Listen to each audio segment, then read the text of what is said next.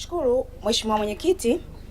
Mimi nianze moja kwa moja kwa kumpongeza sana Rais wetu wa Jamhuri ya Muungano wa Tanzania, mama yetu Samia Suluhu Hassan, kwa jambo zuri analolifanya la kutoa scholarship kwa masomo ya vyuo vikuu nje ya nchi na ndani ya nchi kwa watoto na haswa watoto wa maskini wasiojiweza.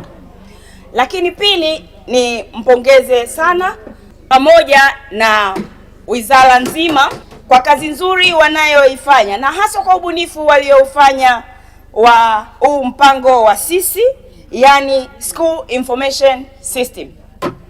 Hiki ni kitu kizuri kilichofanyika cha kwamba mifumo inasomana. Kila shule nchi nzima wanakuwa wanaona kwamba hapa kuna walimu kiasi fulani, hapa kuna jambo fulani linalohusiana na elimu. Ubunifu kwa kweli ni mzuri sana na ni ubunifu unaostahili kuendelezwa. Niombe kutokana na ubunifu huo, mkoani kwangu Mara imekuwa ni sehemu ambayo tuna malalamiko ya muda mrefu ya walimu. Walimu ni wachache sana, na haswa kule jimbo langu la Msoma vijijini, kwa kweli walimu ni wachache sana, wanafunzi ni wengi mno. Naamini kabisa hiki kilio yawezekana kwa vijijini ni maeneo mengi nchi nzima. Kwa hiyo niombe jambo hili lifanyiwe kazi. Lakini pia katika masomo ya biashara kumekuwa na wimbi la ukosefu wa ajira. Na ni kweli, ukweli usiopingika ni kwamba hawawezi watu wote wakaajiriwa serikalini.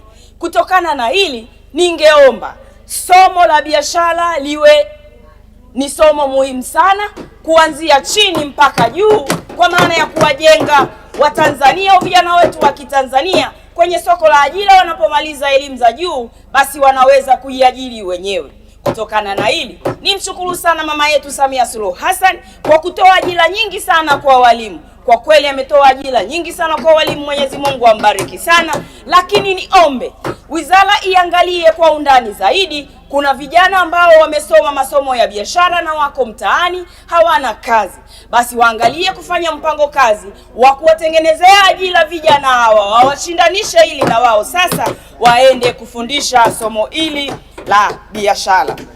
Lakini pia jambo jingine kwa walimu, kuna changamoto kubwa sana ya kupandishwa madaraja, kupewa posho zao, lakini pia wanacheleweshewa mishahara walimu.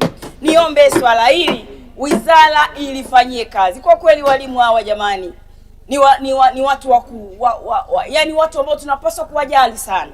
Tunapaswa kuwa motivate kwa kila aina, kwa sababu ni watu ambao wanatutunzia watoto wetu. Tena kwa kipindi hiki, kwa karne hii, walimu wamekuwa sasa kama walezi.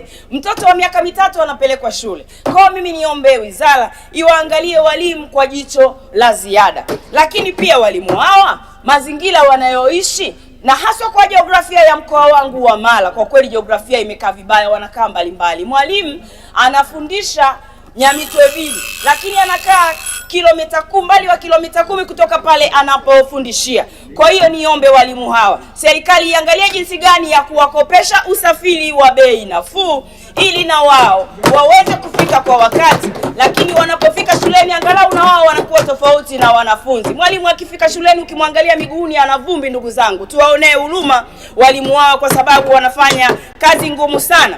Lakini pia tuwakumbuke kwenye hardship allowance, yani posho inayotakiwa katika kufanya kazi kwenye mazingira magumu.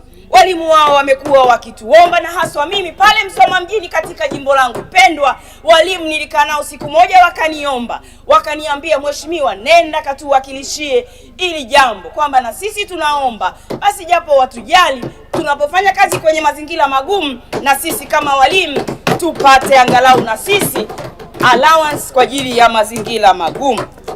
Lakini pia Mheshimiwa Mwenyekiti, kuna ili jambo la elimu, ili swala la sera ya elimu ya mwaka 2023 la kuongeza ufaulu ni jambo zuri sana na limekwenda vizuri sana. Lakini kuna mkoa wa Simiyu, mkoa wa Mara, mkoa wa Geita, kwetu bado watoto wanarudi mchana nyumbani na jioni wanarudi tena shuleni. Jambo hili kwa kweli limekuwa likishusha sana ufaulu wa watoto wa shule, na haswa ukizingatia huko njiani, na haswa wale ambao walinichagua mimi, wanawake. Jamani, watoto wetu wa kike wanapata majaribu mengi sana kutokana na hali hii, kutokana na kwamba kuna bodaboda huko njiani, lakini wanashawishika. Watoto wengine anaweza akashawishiwa kwa chipsi huko njiani kabla hajafika nyumbani. Kwa mimi niombe serikali iangalie ni jinsi gani ya kukaa na wazazi wachangie kiasi fulani, lakini pia na serikali itop up